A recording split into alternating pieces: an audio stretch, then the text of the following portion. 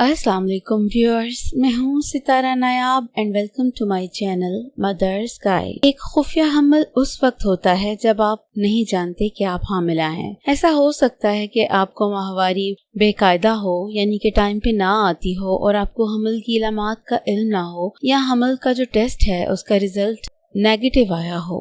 एक खुफिया हमल या स्टील्थ हमल उस वक्त होता है जब आप हामला होती हैं लेकिन उसे मालूम नहीं होता। यहाँ तक कि ये भी मुमकिन है कि आपका लेबर का वक्त आ जाए लेकिन आपको ये ना पता चले कि आप प्रेग्नेंट हैं। आमतौर पर इस हमल का 12 से 14 हफ्तों के दरमियान पता चल जाता है। इसका पता ना चलने की रीजंस हमल के टेस्ट का पॉजिटिव रिजल्ट ना आना होता है, या आपको अलामात नहीं शो हो रही होती, या आपको लग रहा होता है कि जो भी प्रॉब्लम्स हो रही हैं वो किसी वायरस या किसी और चीज़ का नतीजा है।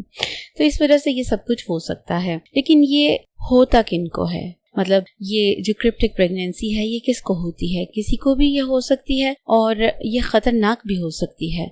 लेकिन हम यहाँ पे डिस्कस करेंगे कि ये किन के लोगों के लिए ज्यादा पॉसिबल है कि उनको हो जाए। पहले वो चीज जिन्होंने भी रिसेंटली बच्चा पैदा किया होता है और वो बच्चे को दूध पिला रही होती हैं, तो उनको लगता है कि हम अभी सेफ हैं और हम दोबारा प्रेग्नेंट नहीं हो सकती, तो इस वजह से उनको पता नहीं चलता और वो प्रेग्नेंट हो गई होती हैं। क्योंकि जब आप ब्रेस्ट फीडिंग कर रही होती हैं तो आपको बिल्कुल नहीं पता चलता कि आपकी मेंस्ट्रुअल साइकिल कब स्टार्ट हो गई है और कब आप दोबारा फर्टाइल फेज पे आ चुकी हैं। दूसरे वो लोग होते हैं जिन्हें PCOS का मसला होता है, उसमें उनकी जो माहवारी होती है वो ऑन एंड ऑफ आती है, इसलिए उनको बिल्कुल मालूम नहीं होता कि इस महीने हमारी अगर माहवारी नहीं आई तो वो किस वजह से नहीं आई। वो समझती है कि ये PCOS की वजह से नहीं आई, लेकिन वो प्रेग्नेंट हो गई होती हैं। फिर तीसरी चीज बर्थ कंट्रोल का इस्तेमाल है। ऐसी मेडिसिन जो आप बर्थ को कंट्रोल करने के लिए यूज करती हैं, उसमें कई बार ऐसा होता है कि आपको पता नहीं चलता और आप प्रेग्नेंट हो गई होती हैं। उसकी वजह दवाई का ठीक तरीके से इस्तेमाल ना करना भी होता है। इसके अलावा अगर आप प्री मेनोपॉज या पेरीमेनोपॉज में होती हैं तो आप समझती हैं कि ये जो भी मुझे प्रॉब्लम्स हो रही हैं ये इस वजह से है कि शायद मैं मेनोपॉज में जा रही हूँ, या ये कि मैं अब 40s में आ चुकी हूँ तो मैं अब प्रेग्नेंट नहीं हो सकती, मैं बूढ़ी हो रही हूँ। तो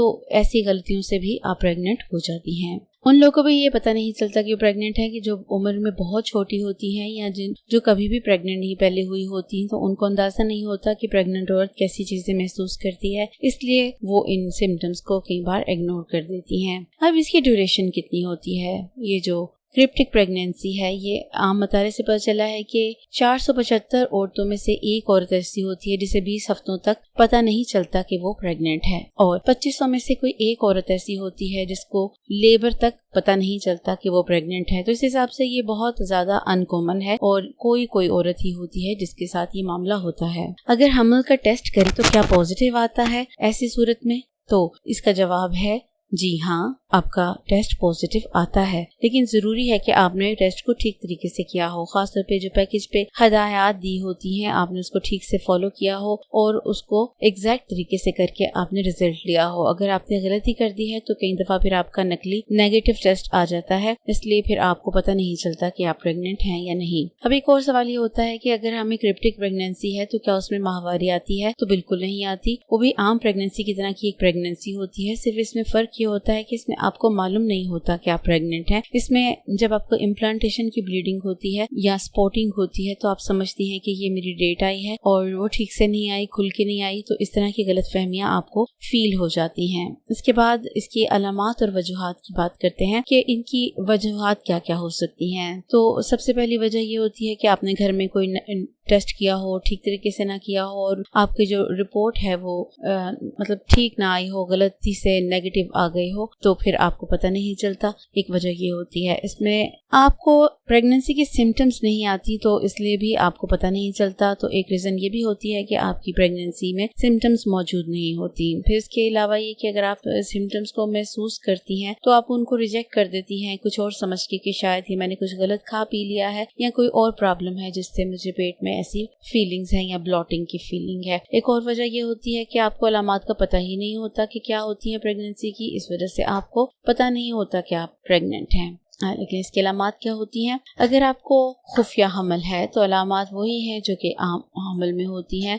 जैसे आप सोचती हैं कि मैंने फलां चीज खा ली थी, इससे मेरा दिल मतला रहा है, या मुझे थकावट हो गई है, या मुझे जब सोने की जरूरत है, लेकिन आपको ये पता नहीं होता कि ये प्रेगनेंसी की सिम्टम्स चल रही हैं। इसके अलावा जो निशानियां होती हैं उसमें ये भी है कि जब ज्यादातर लोगों के लिए मेंसेस का ना आना एक अहम निशानी होती है, लेकिन अगर आपकी जो मेंसेस है पहले ही छूट के आते हैं तो आपको उससे पता नहीं चलता। अगर आप ये मेंसेस छूटे हैं तो आपको फौरी तौर पर टेस्ट कर लेना चाहिए ताकि कंफर्म हो जाए कि ये किस वजह से छूटे हैं, पीसीओएस या किसी और मसले की वजह से छूटे हैं, या आप प्रेग्नेंट हो चुकी हैं। फिर अगर आपको स्पॉटिंग या हल्का खून आए तो भी आपको ये सोच लेना चाहिए कि ये मे बी इम्प्लांटेशन ब्लीडिंग भी हो सकती है, तो आपको ये जान लेना चाहिए। फिर हमल का टेस्ट नेगेटिव आने की सूरत में आप इसको डॉक्टर से दूसरे टेस्ट करवा कर तस्दीक कर सकती हैं, जैसे कि ब्लड टेस्ट, यूरिन टेस्ट वगैरह। इस तरह से आपकी गलतफहमी जाती रहती है।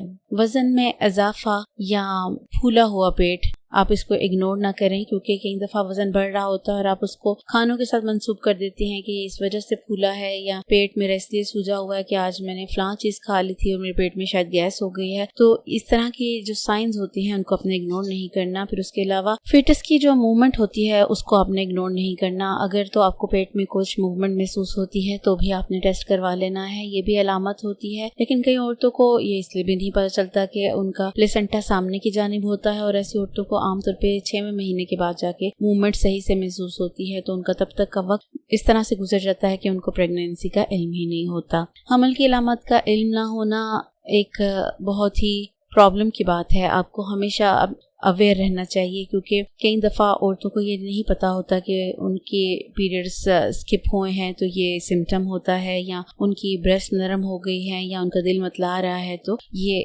हमल की सिम्टम्स होती हैं। तो इन सिम्टम्स के लिए हमने बहुत सी वीडियोस बना के रखी हैं, आप उनको 1 बाय 1 देख सकते हैं। अब ये खुफिया हमल कितनी देर रहता है? आमतौर पे औरतों को 20वें हफ्ते में मालूम होता है और कुछ औरतों को 40वें हफ्ते में मालूम होता है। तो ये डिपेंड करता है कि आप कितनी देर तक इग्नोरेंट रही हैं या आपने अपना मुआयना ठीक से नहीं किया। इससे डायग्नोज करने के लिए भी कुछ तरीकाकार होते हैं, जो कि आप डॉक्टर के पास जाएं तो वो अल्ट्रासाउंड के जरिए, खून के टेस्ट के जरिए या यूरिन के टेस्ट के जरिए ये डायग्नोज करते हैं, और इससे आप अवेयर हो जाती हैं कि आप प्रेग्नेंट हो चुकी हैं, और लेकिन आपका जो हमल है वो खुफिया हमल है या स्टील प्रेगनेंसी है। अब इसका इलाज क्या करना होता है? इलाज आपने इसका कुछ भी नहीं करना होता, आपने सिर्फ अवेयर होना होता है और अपनी प्री नेटल जो ट्रीटमेंट्स हैं वो करवानी होती हैं। आपने डॉक्टर को जाके अपने टेस्ट देने होते हैं, अल्ट्रासाउंड करवाना होता है, फंडल हाइट मेजर करवानी होती है, और आपका फिजिकल एग्जाम करते हैं डॉक्टर। फिर आपको एक फूड का प्लान देते हैं या सप्लीमेंट्स देते हैं। ये चीजें अदरवाइज आपकी इग्नोर हो रही होती हैं, तो इनको आपने फौरी तौर पे भी ले लेना है। इनसे कुछ कॉम्प्लिकेशन हो सकती है। अगर आपको खुफिया अमल है तो